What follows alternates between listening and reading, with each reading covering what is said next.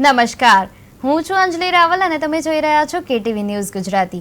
આપ સૌનું આજના વિશેષ કાર્યક્રમમાં સ્વાગત છે।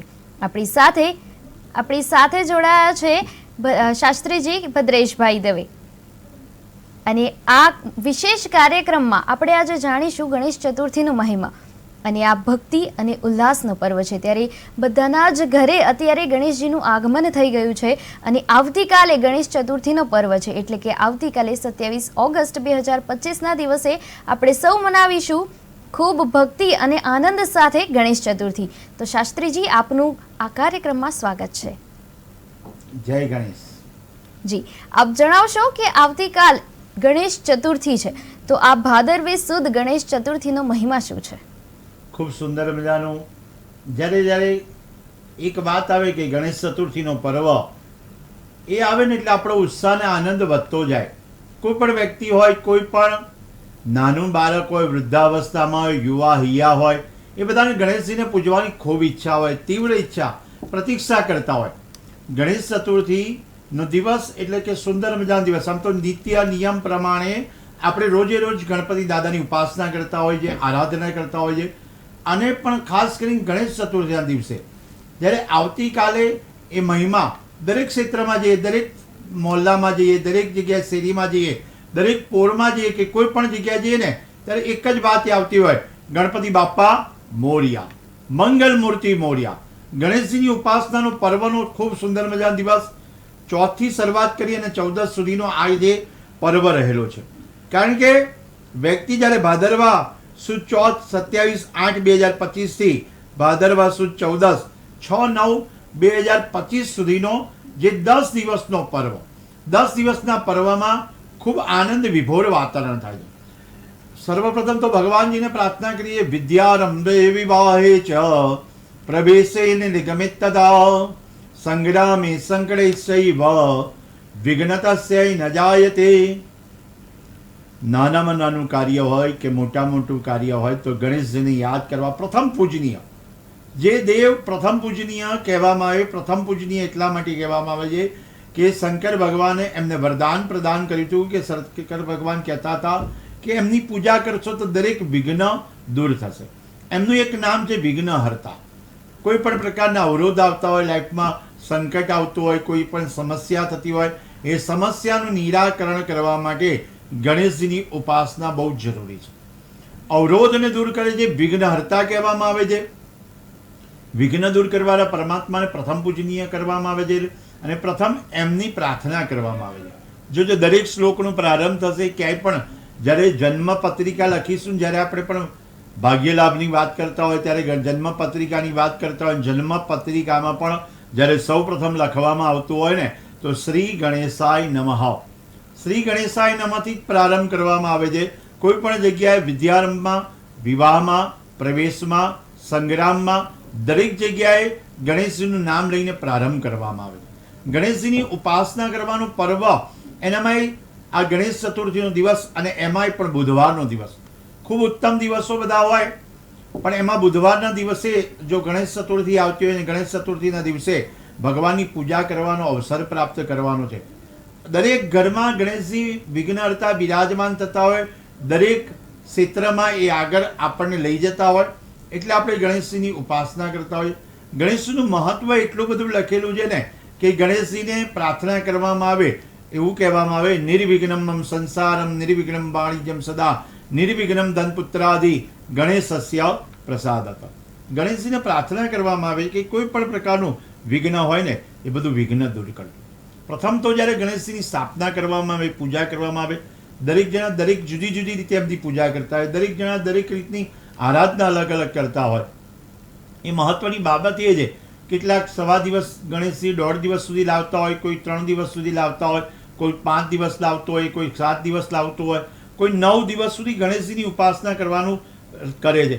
ગણેશજીના એ દિવસોમાં આમ તો કહેવામાં વિઘ્નહર્તાને બેસાડવા માટે કોઈ મુહૂર્તની જરૂર નથી હોતી, પણ તેમ છતાંય પણ મુહૂર્ત જાણવા યોગ્ય હોય છે। જી શાસ્ત્રીજી, હવે આપ આપણા જે શ્રોતાઓ છે એ લોકોને જણાવશો કે કયા કયા શુભ મુહૂર્તો છે કાલે પૂજા કરવા માટે? સર્વપ્રથમ તો જ્યારે મેં કીધું ને કે વિઘ્નહર્તા બિરાજમાન કરવાના કોઈ મુહૂર્ત નહીં, પણ એક જે વાત છે કે મુહૂર્ત પ્રમાણે આપણે કરતા હોઈએ તો વિઘ્નહર્તાને પ્રાર્થના કરતા હોય. આજે તો લગભગ આપણે એવો ઉત્સાહ અને આનંદ વિભોર વાતાવરણ હોય કે દરેક જગ્યાએ જઈએ તો ગણપતિ બાપા મોરિયા 4 રસ્તે નીકળતા હોય, ગણપતિ બાપા મોરિયાથી જ પ્રારંભ થતો હોય. 6:21 થી 7:56 સુધીનું મુહૂર્ત છે. ત્યાર પછી 7:56 થી 9:31 સુધીનું મુહૂર્ત છે. સાથે સાથે હોરામના અને એ પ્રમાણે જોવા જઈએ તો 10:30 સુધીના બધા મુહૂર્ત સારા છે. પછી ત્યાર પછી મુહૂર્ત પ્રમાણે વાત કરીએ તો 11:06 થી 12:41 સુધીનું મુહૂર્ત છે. સાથે અભિજીત મુહૂર્ત, જે અભિજીત મુહૂર્તમાં 12:10 અને 12:39 વચ્ચે આપણે જે કામ કરતા હોઈએ એ અભિજીત મુહૂર્ત કહેવામાં આવે છે. અને 3:51 થી 5:26 સુધીના મુહૂર્તો છે. 5:26 થી 7 વાગ્યા સુધીના દરેક મુહૂર્તો છે. આજના દિવસની વાત કરીએ તો ત્રીજનો દિવસ છે ને આવતીકાલે ચોથનો દિવસ છે. પણ તૈયારી આપણે કેટલાય સમયથી કરતા હોઈએ, કેટલાય સમયથી કરતા હોઈએ. તો સર્વપ્રથમ જ્યારે ગણેશજીની ઉપાસના કરવાનો દિવસ હોય તો તે ચતુર્થીનો દિવસ હોય એ દિવસે આપણે ગણપતિ દાદાને પ્રાર્થના કરતા એક દિવસ અગાઉ લાવી દઈએ છીએ. ગણપતિ દાદાને બિરાજમાન કરીએ છીએ. આપણા ઘરમાં ભગવાનને પ્રાર્થના કરી ગણેશજીની જ્યારે એન્ટ્રી કરવામાં આવે, પ્રવેશ કરવામાં આવે, અથવા તો એ જ દિવસે જો પ્રવેશ કરવામાં આવે જે ચોથના દિવસે તેમને લોટો ઉતારી, નજર ઉતારી અને પ્રાર્થના કરવામાં આવે, ગંગાજળ છાંટવામાં આવે છે. અને જ્યારે એમનું મુખ હોય એટલે કે એમનું જ્યારે મોઢું હોય એની ઉપર વસ્ત્ર રાખવામાં આવે છે. કોઈના દર્શન આપણે કરવા દેતા નથી અને કોઈ પણ એ શાંતિથી અંદર પ્રવેશ કરીએ અને જમણો પગ અંદર પ્રવેશ કરી અને આગમન કરાવતા હોય. બહુ જ રાહ જોતા હોય છે. આપણે ભગવાનની રાહ જોતા હોય કે મારા ઘરે ગણેશજી ક્યારે બિરાજમાન થાય. જ્યારે ગણેશજીનો શુભ પ્રવેશ આવે છે, શુભ પ્રસંગ આપણા ઘરમાં આવે છે, કોઈ પણ પ્રકારના વિઘ્ન હોય ને એ લઈને જતું રહે છે. હું એમ કહેવા માંગુ છું, જો જીવનમાં કોઈ પણ પ્રકારની આધિ, વ્યાધિ, ઉપાધિ, રોગ, દોષ અને શત્રુ કોઈ પણ હોય એ બધું લેવા માટે ગણેશજી આવે. ગણેશજીનું આગમન જ એટલું બધું સરસ મજાનું છે કે તમારી ઉપાધિ લઈ જાય, આધિ લઈ જાય, તમારો રોગ લઈ જાય, તમારા શત્રુ લઈ જાય. એટલું બધું એમના ગણેશજીની ઉપાસના આરાધનાથી જો એમનું આગમન થાય, એમને પ્રાર્થના કરવામાં આવે. જ્યારે ગણેશજીનું પ્રાતઃ સમય મુહૂર્ત તો આપણે પૂછ્યું અને મુહૂર્તના દિવસે ખાસ કરીને પૂર્વ દિશા તરફ આપણું મુખ હોય એટલે કે યજમાનનું મુખ પૂર્વ દિશામાં હોય અથવા તો ઉત્તર દિશામાં એમનું મુખ હોય યજમાન શ્રીનું, અને ભગવાનનું પશ્ચિમ તરફ જોતા હોય અથવા દક્ષિણ તરફ જોતા હોય એવી રીતે મુખ રાખીને બિરાજમાન કરવાના હોય. અને ત્યાં એ જ્યારે ભગવાનને બિરાજમાન કરવાના હોય એ જગ્યાને, એ સ્થાનને ગંગાજળ, ગૌમૂત્રથી છંટકાવ કરવાનો, પવિત્રી વાતાવરણ કરવાનું છે. સુંદર મજાનું આયોજન કરતા હોય તો ખાસ કરીને એક બાજોટ ઉપર પરમાત્માને બિરાજમાન કરવાના છે. લાલ કલરનું વસ્ત્ર લઈ અથવા લાલ કલરનું કાપડ લઈ અને ભગવાનને બિરાજમાન કરવાના હોય. ઘઉંની ઢગલીઓ કરી અથવા ઘઉંનું અષ્ટદળ બનાવી ગણેશજીને બિરાજમાન કરીએ. ગણેશજીને પ્રાર્થના કરીએ કે પ્રભુ અમારા વિઘ્ન, અમારા પરિવારના વિઘ્ન અને સર્વે ભક્તજનોના વિઘ્ન દૂર કરવા પ્રભુ બનજો. પહેલાં જ મેં કીધું વિઘ્ન હરતા. દરેક જગ્યાએ ક્ષેત્રમાં જઈએ ને સર્વ કાર્યેષુ સર્વદા. ગણેશજીનું જ્યારે નામ બિરાજમાન કરવામાં આવે, સર્વ કાર્યેષુ સર્વદા, દરેક કાર્યમાં એ બિરાજમાન કરવાવાળા દેવ છે. એમને પ્રાર્થના કરવામાં આવે છે. અનેક રીતે એમની આયોજન કરવામાં આવે છે. ભગવાનની 16 પૂજા કરવામાં આવે છે. ગણેશજીને બિરાજમાન કરી, જે માટીના ગણેશ બિરાજમાન કર્યા હોય, ખાસ કરીને જ્યારે માટીના ગણેશ બિરાજમાન કરતા હોય અને એમાં કાળા કલરનો દોરો બાંધવો એ યોગ્ય છે. જ્યારે એમનો હાથ હોય ને એને નજર ન લાગે એટલે કાળા કલરનો દોરો બાંધી અને ભગવાનના લાડ લડાવવા જોઈએ. ભગવાનને પ્રાર્થના કરવી જોઈએ. 10 દિવસ સુધી, 5 દિવસ સુધી, 3 દિવસ સુધી કે 2 દિવસ કે 1.5 દિવસ સુધી જો ભગવાન આપણા ઘરમાં રહે છે તો એમને ભગવાનને એકલા ના મુકાય. એકલા ના મૂકી અને ભગવાનનું સ્મરણ કરવાનું રહે છે. કારણ કે જ્યારે તમારે ભગવાનનું સ્મરણ, મહેમાન કોઈ આપણા ઘરમાં આવ્યો હોય તો આપણે કેટલી બધી આગતા સ્વાગતા કરતા હોય. તો ભગવાન જે રૂમમાં બિરાજમાન કર્યા હોય અથવા જે પટાંગણમાં બિરાજમાન કર્યા હોય ત્યારે એમને એકલા નથી મૂકવાના. ઘણીવાર આપણે વિચાર આવે કે આપણે આપણા ઘેર જતા રહીએ, આપણે બીજા રૂમમાં જતા રહીએ, એવું નથી રાખવાનું. પણ જ્યાં બિરાજમાન પરમાત્મા થાય છે ત્યાં ભગવાનના નામનું સ્મરણ થવું જોઈએ. અખંડ દીવો શક્ય હોય તો અખંડ દીવો પણ રાખવો યોગ્ય છે. અનેક પૂજામાં આપણે વાત કરેલી એ પૂજાનો જે ક્રમ છે એમાં પણ પરમાત્માનું નામ સ્મરણ કરી શકાય. લાલ કપડામાં બિરાજમાન કરવામાં આવે, ગણેશજીને મોદક ધરાવવામાં આવે, 16 પૂજા થાય, આરતી કરવામાં આવે, ધૂપ દીપ અને નૈવેદ્ય અર્પણ કરવામાં આવે. ખાસ કરીને ગણેશજીને દુર્વા અર્પણ કરવામાં આવે છે. જેટલા દિવસ સુધી આપણે પૂજા પ્રારંભ કરીએ છીએ ત્યાં સુધી આપણે ભગવાનજીને, ગણેશજીને દુર્વા અર્પણ કરવામાં આવે. દુર્વા એ મસ્તક ઉપર ચડાવવામાં આવે છે. દુર્વા મસ્તક ઉપર, અને ખાસ કરીને 21 દુર્વા ચડાવવામાં આવે અને ભગવાનનું નામનું સ્મરણ કરવામાં આવે. એકદંતાય વિદ્મહે વક્રતુંડાય ધીમહિ તન્નો દંતી પ્રચોદયાત. ગણેશજીને પ્રાર્થના કરવામાં કે તમારું આ જે મંત્રોચ્ચાર કરીએ છીએ, અમે નામ લઈએ છીએ, હે પરમાત્મા અમારા પરિવારને, અમારા ભક્તજનોને તમે સુખી કરજો. ભગવાન, મેં કીધું ને, શરૂઆત કરી ત્યારે કીધું કે ભાઈ સુખી કરવા માટે પરમાત્મા આપણા પટાંગણમાં આવી રહ્યા છે. ગણેશજીનું નામ અને લેવાનું છે, સાથે સાથે એમને મોદક અર્પણ કરવાના છે. મોદક અર્પણ કરવાનું પણ એક આનંદ છે. મોદક છે ને એ આનંદનું પ્રતીક છે. ભગવાન જ્યાં બિરાજમાન થતા હોય કે આનંદી આનંદ હોય, આનંદ સિવાય કંઈ રહેતું જ નથી. આનંદ અને ઉત્સાહ, તમે શરૂઆત કરીને ત્યારે પણ કીધું કે ઉત્સાહ અને આનંદનો પર્વ છે. આ આનંદનો પર્વ છે જ્યારે ભગવાન ગણેશજી બિરાજમાન થાય. ગણેશજીના અથર્વશીર્ષના પાઠ કરવા જોઈએ. અથર્વશીર્ષના પાઠ કરવાથી ગણેશજીને પ્રાર્થના કરીએ કે ભગવાન ત્વમેવમ કેવલમ કરતાસી, પરમાત્મા કરતા હરતા જ. આપણે જોઈએ ને ત્યારે આરતી પણ ગઈ ને તો કહેવામાં આવે છે સુખ કરતા દુઃખ હરતા. ભગવાનજી સુખ કરતા છે અને દુઃખને હરવાવાળા છે. જ્યારે પણ સુખની સમીપ આવે પરમાત્મા, સિદ્ધિવિનાયક દેવ છે, અનેક દેવતાઓને પ્રાર્થના કરવામાં આવે. ખાસ કરીને જ્યારે ગણેશજીની પ્રાર્થના કરવામાં આવે, ઉપાસના કરવામાં આવે ત્યારે દુર્વા અર્પણ કરવું, મોદક અર્પણ કરવું, વસ્ત્ર અર્પણ કરવા એ પણ જરૂરી છે. સાથે દરેક ષોડશોપચાર પૂજા કરવી પંડિત દ્વારા, પંડિતના માધ્યમથી, અથવા તો કોઈ બ્રાહ્મણ ભૂદેવને બોલાવી અને આપણે ત્યાં સ્થાપના કરવાની. પુણ્યવાચનનો કલશ, પુણ્યનો ઉદય થાય ને ત્યારે જ આ આપણે ભગીરથ કાર્ય કરી શકતા હોય, ગણેશજીને પ્રાર્થના કરી શકતા હોય, ગણેશજીની જે પૂજા કરી શકતા હોય. શાસ્ત્રમાં લખેલું છે કે સમય ખૂબ હોય ને મનુષ્ય જોડે તો સંપત્તિ નથી હોતી, સંપત્તિ ખૂબ હોય તો સમય નથી હોતી. સમય અને સંપત્તિનો બંનેનો સદુપયોગ થાય અને અનેરો અવસર આવે ને પરમાત્માનો રાજીપો હોય ને તો જ આપણે આ ભગવાનને બિરાજમાન કરી શકીએ છીએ. ઘણી વખત આપણે બહુ જ ઉત્સાહ હોય. આની પહેલાં જ 15 મિનિટ પહેલાં જ અમારે વાત થઈ એક જગ્યાએ કે જ્યારે કોઈના ઘરમાં સૂતક આવતું હોય, સૂતક આવેલું હોય, અથવા કોઈનું મૃત્યુ થયું હોય અને નક્કી કરેલું હોય કે આપણે ગણેશજી બિરાજમાન કરવાના, તો એ સમયે તમારે ગણેશજી બિરાજમાન કરવાના રહેતા નથી. કારણ કે તમારા ઘરમાં સૂતક હોય તો બિરાજમાન ન કરી શકાય. કોઈ પણ પેઢી, બીજી ત્રીજી પેઢી હોય તેમ છતાં પણ આપણે સૂતક હોવાથી ગણેશજી બિરાજમાન નથી કરતા. કોઈને બીજાને પણ એ સોંપી નથી શકતા, અથવા તો કોઈ વ્યક્તિને આપણે નથી કહેતા કે મારા વતી તમે ગણેશ બિરાજમાન કરો, અથવા કોઈ પંડાલમાં બિરાજમાન કરો. કોઈ બાધા હોય તો એમ છતાં પણ એ આગળ આપણે કરી શકાય છે.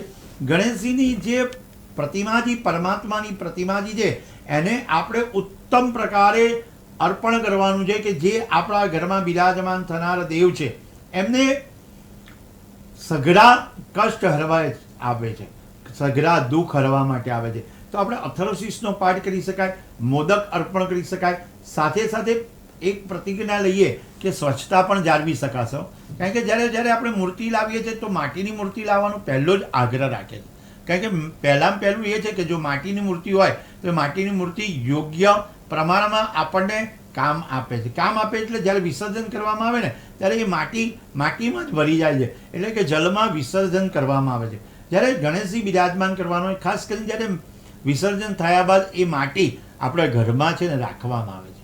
માટી રાખવામાં શુભ પ્રસંગ હોય, શુભ દિવસ આવતો હોય, એ દિવસોમાં એ માટી, કદાચ કોઈક નવું ઘરનું નિર્માણ કરવાનું હોય, કદાચ કોઈક નવું ઘર બનાવવાનું હોય, અથવા ઘર નથી બની રહ્યું તો એ માટી રાખી ગણેશજીને પ્રાર્થના કરવાની હોય કે પ્રભુ અમારું શીઘ્રાથી શીઘ્ર ઘર પ્રાપ્ત થાય, નવું મકાન બને, નવું ઘર બને, અને એમાં તમને આમંત્રણ આપીએ, તમે બિરાજમાન થાવ અને સકલ વિઘ્ન દૂર કરો. વિઘ્ન હરતાને એટલે માટે પ્રાર્થના કરવામાં આવી ગણેશ ચતુર્થીના દિવસે કે જ્યારે નાના મોટા દરેક વ્યક્તિ ભગવાનની જોડે બિરાજમાન થાય ને એક જ વાક્ય બોલે, ગણપતિ બાપ્પા મોર્યા ને મંગલ મૂર્તિ મોર્યા. વિશેષ સ્વર આપવાવાળી આ જે પૂજા છે, પ્રાર્થના છે, અનેક જગ્યાએ એનું દરેક જગ્યાએ ભગવાનને પ્રાપ્ત કરવા માટે, પ્રાર્થના કરવા માટે દુર્વા અર્પણ કરે, મોદક અર્પણ કરે, સાથે સાથે જુદા જુદા દ્રવ્ય અને લાલ કલરનું જાસૂદનું પુષ્પ, લાલ કલરનું જાસૂદનું પુષ્પ અર્પણ કરવા. કદાચ તમને જાસૂદનું પુષ્પ નથી પ્રાપ્ત થતું તો ગુલાબના પુષ્પ પણ અર્પણ કરી શકે, પણ અવેલેબલ હોય તો જાસૂદનું પુષ્પ, એક પણ જાસૂદનું પુષ્પ ભગવાનને અર્પણ કરવું જોઈએ. અર્પણ કર્યા પછી પ્રાર્થના કરીએ કે પ્રભુ જ્યાં તમે બિરાજમાન થાવ છો ત્યાં વિઘ્ન ડોક્યું કરવા પણ આવતું નથી. એટલે વિઘ્ન રાજ કહેવાય. વિઘ્નને હરવાવાળા એટલે વિઘ્નના રાજા, જેને આપણે કહીએ છીએ કે જે વ્યક્તિ જ્યાં બિરાજમાન થતો હોય ગણેશજીની આરાધના, હું વિદ્યારંભે વિવાહે ચ પ્રવેશે નિર્ગમે તથા સંગ્રામી સંકળે ચૈવ વિઘ્ન તસ્ય ન જાયતે. વિદ્યાના પ્રારંભમાં જ્યારે ગણેશજીની ઉપાસના કરવામાં આવે, બાળકને કોઈ બેસાડવામાં આવે, શાળામાં બેસાડવામાં આવે, તો વિદ્યાના પ્રારંભમાં પણ ગણેશજીની ઉપાસના થતી હોય. વિદ્યારંભે વિવાહનો પ્રારંભ કરવાનો હોય તો ગણેશજીને બિરાજમાન કરવામાં આવે, ગણેશ સ્થાપન કરવામાં આવે છે અને પ્રાર્થના કરવામાં આવે પરિવાર સહિત. આપણે પરિવાર એક થઈને આ પ્રાર્થના કરીએ ને તો એનું પરિણામ સારું પ્રાપ્ત થાય છે, શુભ ફળની પ્રાપ્તિ થાય. પરિવાર એક સાથે ભેગા મળી અને જ્યારે ગણેશજીની ઉપાસના કરતો હોય, વિદ્યારંભે વિવાહે ચ પ્રવેશ નિર્ગમિતા, સંગ્રામમાં પણ ગણેશજીની ઉપાસના કરવામાં આવે, ગણેશજીને પ્રાર્થના કરવા. ગણેશજીના 21 નામ છે, 21 નામનું ઉચ્ચારણ કરવામાં. દરેક દેવના નામ પ્રમાણે દરેક દેવને પ્રાર્થના છે. ભગવાનનું છે ને પહેલું જ નામ છે ને સુમુખાય નમઃ. 12 નામોનું નામ કરવામાં તો 12 નામમાં પહેલું નામ સુમુખાય નમઃ. સુમુખ એકદંતસ્ય કપિલો ગજકર્ણક. એટલે ભગવાનનું પહેલું નામ છે સુમુખાય નમઃ, એટલે હસતો ચહેરો રાખો. જ્યારે જ્યારે કોઈ પણ કામ કરો તો હાસ્યથી આપણે વાત કરીએ, સ્માઇલથી વાત કરીએ તો સામેવાળા વ્યક્તિને એમ લાગે કે ના, ભગવાન હંમેશા પ્રસન્નચિત્તમાં બિરાજમાન થાય, પ્રસન્નતામય બિરાજમાન થાય અને પ્રસન્નતા આપવાવાળા બિરાજમાન થાય. એમના સ્વરૂપ પણ અનેક જગ્યાએ જુદી જુદી રીતે બિરાજમાન થતા હોય છે. કોઈ સિદ્ધિ વિનાયક કહે છે, કોઈ લાલબાગ કા રાજા કહે છે, કોઈ દગડુ શેખના ગણપતિ બિરાજમાન કરે છે, કોઈ મંગલ મૂર્તિ કરી કરે છે, કોઈ અષ્ટવિનાયક કરી કરે છે. જી શાસ્ત્રીજી, હવે આપ જણાવશો કે આવતીકાલે જ્યારે બધાના ઘરોમાં, પંડાલમાં, લોકોની સોસાયટીમાં, એની જ સાથે લોકોના પોળમાં જ્યાં ગણપતિ દાદા બેસાડવામાં આવશે, જ્યાં કાલે એમનું આગમન થશે, તો એ પૂજા કઈ રીતે કરવી જોઈએ?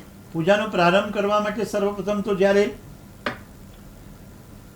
એક ચિત્ત એક મન દઈ અને આપણે ભગવાનની સમક્ષ બેસવાનું છે, ભગવાનને પ્રાર્થના કરવાની છે કે ભગવાન હું તમારું નામ લઉં છું, તમારું સ્મરણ કરું છું. મેં પહેલાં કીધું જ્યારે પૂર્વ દિશા કે ઉત્તર દિશામાં તમારે બિરાજમાન થવાનું છે, તમારે મુખાકૃતિ રાખવાની છે, 3 વખત આચમન કરી અને પ્રાર્થના કરવાની. શાંતિ સૂક્તના મંત્ર ભણવાના છે.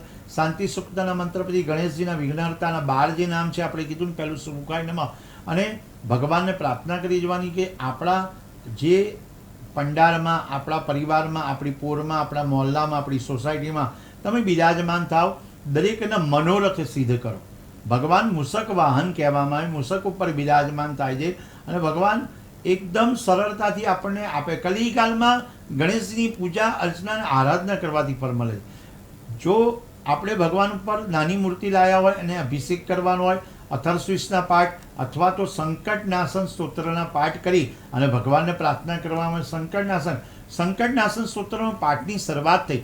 ગણેશ ચતુર્થીના દિવસની એક વાત કરીએ તો જ્યારે ગણેશ ચતુર્થી હોય ત્યારે 8 બ્રાહ્મણોને સંકટનાશન સ્તોત્રનો પાઠ મૂકી અથવા તો પાઠ મૂકી એટલે કે પાઠની સાથે દક્ષિણા અર્પણ કરવા અથવા સંકટનાશન સ્તોત્ર એ લખવામાં આવે, લખીને અર્પણ કરવામાં આવે તો વધારે સારું છે. તમારા સંકટ દૂર થાય. ખાસ કરીને આ સંકટ દૂર કરવાના ગણેશજી બિરાજમાન થાય છે. 12 નામ પ્રમાણે એમનું ઉચ્ચારણ કરવામાં. અનેક નામ છે પણ 12 નામમાં છેલ્લેથી બીજું નામ છે ભાલચંદ્રાયણમાં. એટલે મસ્તક શાંત રાખવું પડે. તમારો ગુસ્સો છે ને એને કાબૂમાં રાખવો પડે, ક્રોધને છે ને કાબૂમાં રાખવો. ક્રોધ છે ને એ ક્ષણજીવી છે પણ એનું પરિણામ ચિરંજીવી છે. ભગવાન ગણેશજી એ પણ એક વખત ગુસ્સો કર્યો હતો, જ્યારે એ ગુસ્સો એકાદ વાર ક્રોધ થયો અને એમને દાંત છે ને ચંદ્ર મહારાજને અર્પણ કર્યો હતો. જ્યારે અર્પણ એટલે કે માર્યો હતો અને કીધેલું, ચંદ્રજી જ્યારે હાંસી કરતા હતા અને ચંદ્રજીને ત્યાં અર્પણ કરેલું, એ રીતનું દ્રષ્ટાંત કહેવામાં આવે છે. કારણ કે જ્યારે કોઈ પણ વાત હોય ને ત્યારે એને સમજવાની કોશિશ કરવાની કે જ્યારે કોઈકને પનિશમેન્ટ આપવામાં આવે, કોઈકને કોઈ પણ કામ સોંપવામાં એનું કારણ હોય તો ચંદ્રમાએ હાસ્ય કર્યું અને એમને દંત આપ્યો અને દંત માર્યો. તો એમને દંત માર્યો અને પછી છે ને એમનો ગુસ્સો કોઈ દિવસ કર્યો જ નથી. જ્યારે ગણેશજીની બિરાજમાન થાય અને ચંદ્ર મહારાજ હસ્યા, જ્યારે ચંદ્ર દેવ હસ્યા અને ત્યારે એમને કીધું કે ભાઈ આજથી હું તને આ શ્રાપ આપું છું, તમારું મોઢું કોઈ દેખશે નહીં, એવી રીતનો શ્રાપ આપવાનો. તો ત્યારે બધા દેવતાઓએ પ્રાર્થના કરી, આરાધના કરી કે તમે એવું ન કરો. સંકટ ચોથનો દિવસ હોય એટલે વદ ચોથ અને સુદ ચોથ એટલે કે વિનાયક ચોથ, એ 2 ચોથ હોય. ત્યારે જ્યારે આ ચોથ હોય ને, જ્યારે આ ચોથ વિનાયક ચોથ અને એમાં ગણેશ ચતુર્થીનો દિવસ હોય ને ત્યારે આપણે ચંદ્રના દર્શન કરવાના હોતા નથી. જ્યારે વદ ચોથ હોય એ દિવસે ચંદ્રોદયના દર્શન કરી એટલે ચંદ્ર મહારાજના દર્શન કરી અને પછી આપણે ભોજન લેતા હોય, પણ આમાં નથી કરતા. ખાસ કરીને જ્યારે ચંદ્ર મહારાજની કૃપા મેળવવાની કોશિશ કરતા હોય તેમ છતાં પણ આ દિવસે દર્શન નથી કરવાના. એમને જ્યારે પહેલા શ્રાપ આપ્યો, શ્રાપ આપ્યા પછી બધાએ વિનંતી કરી, પ્રાર્થના કરી, એટલે એમને કીધું કે ભાઈ તમે આ ચંદ્રના દર્શન છે ને આજના દિવસે ન કરતા પણ વદ ચોથના દિવસે દર્શન કરશો તો તમારા સંકટ બધા દૂર થઈ જશે. જી શાસ્ત્રીજી, હવે આવતીકાલે જ્યારે ગણેશ ચતુર્થીનો પર્વ છે ત્યારે આપ જણાવશો કે ભક્તોએ કયા મંત્રનું ઉચ્ચારણ કરવું જોઈએ?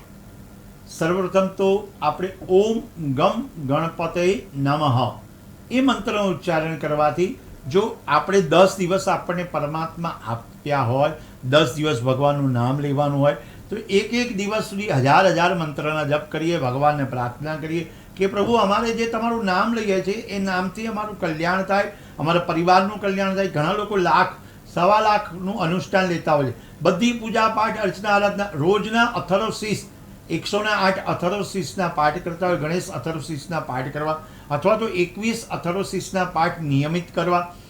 ઓમ ગમ ગણપતિ નમઃ અથવા તો એકદંતાય વિદ્મહે વક્રતુંડાય ધીમહિ તન્નો દંતી પ્રચોદયાત એ મંત્રનો જપ કરી શકાય. સંકટ નાશન સ્તોત્રનો પાઠ કરી શકાય જેથી કરીને તમારા સંકટ દૂર થઈ જાય. દરેકની ઉપમા અને આરાધના પ્રમાણે ગણેશજીને આપણે મોદક અર્પણ કરતા હોય તો 21 મોદક પણ અર્પણ કરવા. એ રોજે રોજ સારામાં સારું પરિણામ આવે છે. અને જ્યારે દુર્વા ચડાવવામાં આવે ખાસ કરીને ત્યારે ગણેશજીના મંત્રોચ્ચાર કરવા જોઈએ અને પૂજા કરવી જોઈએ, પ્રાર્થના કરવી જોઈએ, એમના મસ્તકે દુર્વા ચડાવવી જોઈએ. જ્યારે પણ ગણેશજીને જ્યારે મસ્તકે દુર્વા ચડાવશો તો તમારે એ કાર્ય સિદ્ધ થતા જશે. જી શાસ્ત્રીજી, આપે ખૂબ સરસ રીતે આપણા જે દર્શક મિત્રો છે એમને ગણેશ ચતુર્થીનું મહિમા સમજાવ્યું છે અને આપે ખૂબ જ સુંદર રીતે અને અદ્ભુત રીતે આ જે માહોલ છે એને ભક્તિમય બનાવી દીધો છે. તો દર્શક મિત્રો, બસ આવી જ રીતે તમે આવતીકાલે જ્યારે ગણેશ ચતુર્થી છે અને જ્યારે કાલે ગણેશજીનું આગમન છે તો આવી જ રીતે આ જ શુભ મુહૂર્તોમાં ગણેશજીનું આગમન કરજો અને આવી જ રીતે એમની પૂજા કરજો. શાસ્ત્રીજી, આપનો ખૂબ ખૂબ આભારી છે સંસ્થા અને દર્શક મિત્રો આપ પણ અમારી સાથે જોડાયા એના માટે પણ ખૂબ ખૂબ આભાર. જોતા રહો KTV ન્યૂઝ ગુજરાતી, સમસ્યા તમારી, ખબર અમારી.